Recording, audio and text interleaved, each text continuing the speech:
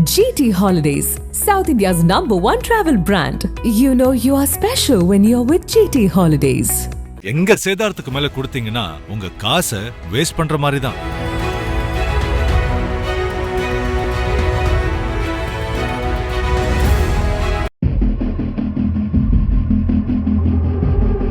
தேனி மாவட்டம் போடிநாயக்கனூர் அடுத்துள்ள முத்தையன் செட்டிப்பட்டி பகுதியைச் சேர்ந்த பிரதீப் என்பவருக்கும் நிக்கிலா என்பவருக்கும் கடந்த 3 மாதங்களுக்கு முன்பு திருமணம் நடைபெற்றது.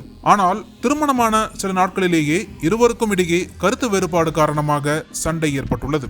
இதனால் கடந்த 1 மாதத்திற்கு முன் கணவரை பிரிந்து நிக்கிலா தனது பெற்றோர் வீட்டில் வாழ்ந்து வந்தார். ஆனால் அதன் பிறகு உறவினர்கள் கணவன் மனைவி இருவரையும் சமாதானம் செய்து மீண்டும் நிக்கிலாவை கணவன் வீட்டிற்கு அனுப்பி வைத்தனர். இந்த நிலையில் கடந்த 1 வாரத்திற்கு முன்பு பிரதீப் மற்றும் நிக்கிலா இடையே மீண்டும் சண்டை ஏற்பட்டுள்ளது. அப்போது நிக்கிலாவை பிரதீப் கடுமையாக தாக்கியுள்ளார்.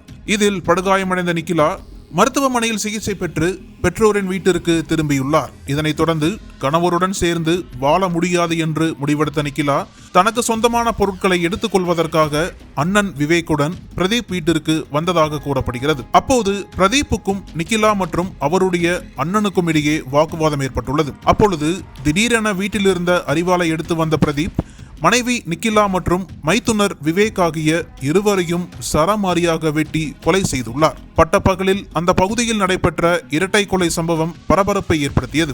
உடனடியாக போடிநாயக்கனூர் ஊரக காவல் நிலையத்திற்கு புகார் அளிக்கப்பட்ட நிலையில் சம்பவ இடத்திற்கு வந்த போலீசார் கொலையில் ஈடுபட்ட பிரதீப்பை கைது செய்தனர். மேலும் கொலை செய்யப்பட்ட நிக்கிலா மற்றும் அவருடைய அண்ணன் விவேக் ஆகியோரின் உடல்கள் மீட்கப்பட்டு தேனி அரசு மருத்துவமனைக்கு பிரேத பரிசோதனைக்காக அனுப்பி வைக்கப்பட்டுள்ளது. 3 மாதங்களுக்கு முன்பு திருமணமான மனைவியையும் மனைவியின் சகோதரனையும் கணவன் கொலை செய்த சம்பவம் அந்த பகுதியில் பெரும் அச்சத்தை ஏற்படுத்தியுள்ளது.